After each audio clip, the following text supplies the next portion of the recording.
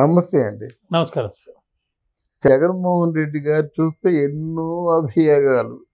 అలాగే ఇక్కడ పవన్ కళ్యాణ్, చంద్రబాబు నాయుడు, మోదీజీ ముగ్గురు కూడా ఎన్నో ఒక అభియోగాలు బయటికి మోపుతూ ఉన్నారన్నమాట. జగన్మోహన్ రెడ్డి చాలా ప్రమాదకరమైన వ్యక్తి.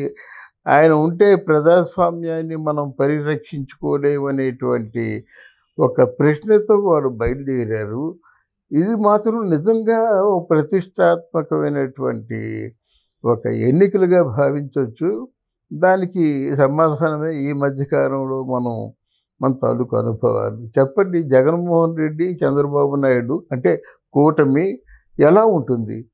దీంట్లో నెగ్గేదెవరు, తల ఒగ్గేదెవరు? మీ తాలూకు అనుభవం అంటే చెప్పండి. అంటే ఎంత పరిస్థితి, ఎంత అత్యవసర పరిస్థితి లేకపోతే భయంకరమైన పరిస్థితి ఉందనేది మనకు అర్థమవుతుంది. మరి దేశం మొత్తం మీద ప్రెస్, సోషల్ మీడియా ఆంధ్ర రాష్ట్రంలో జరిగినటువంటి అల్లర్ల గురించి ప్రత్యేకంగా చర్చించుకుంటున్నారు. ఇకపోతే రాజకీయంగా చూస్తే వైఎస్ఆర్సీపీ పార్టీకి ఇప్పుడు గనక గవర్నమెంట్ ఏర్పడకపోతే భవిష్యత్తు ఉంటుందా ఉండదా అనే ఒక ప్రశ్న.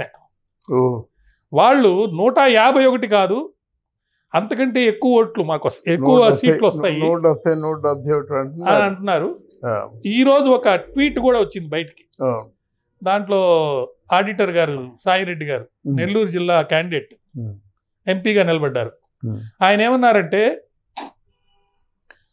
గత ఎన్నికల్లో మేము ప్రతిపక్షంలో ఉన్నప్పుడు 23 మంది ఎమ్మెల్యేలని మీరు తీసుకెళ్లారు కాబట్టి మీకు మొన్న జరిగిన 2019 ఎన్నికల్లో 23 సీట్లు వచ్చినాయి.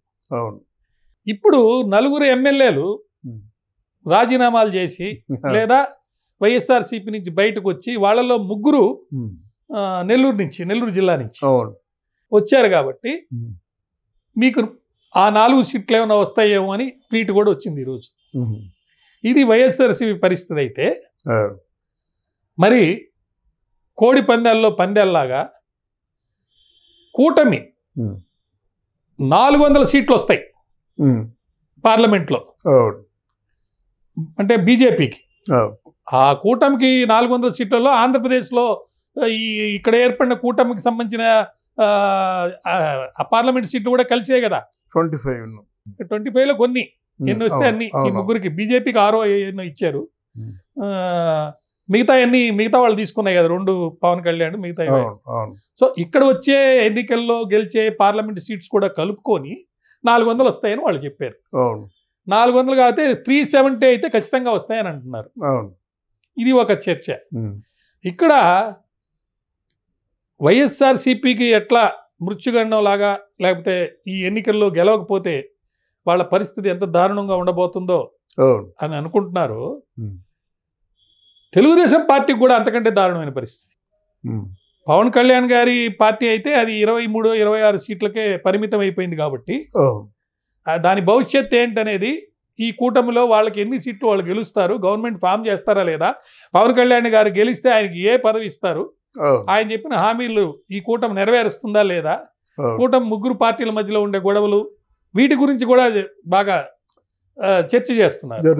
అయితే తెలుగుదేశం పార్టీకి మటుకు చంద్రబాబు నాయుడు గారి వయసు రీత్యా, ఆయన మీద ఇప్పుడు పెట్టిన కేసుల రీత్యా, అదేవిధంగా ఆయన పొలిటికల్ స్ట్రాటజీలో ఆయన 14 సంవత్సరాలు ముఖ్యమంత్రిగా పనిచేసి ఎంతో ప్రతిష్టాత్మకంగా తీసుకున్న మంగళగిరిలో వాళ్ళ అబ్బాయి ఓడిపోయాడు మొన్న, మళ్ళీ అక్కడే నిలబడుతున్నాడు. ఇప్పుడు వాళ్ళిద్దరికీ భవిష్యత్ అనేది ప్రశ్నార్థకం.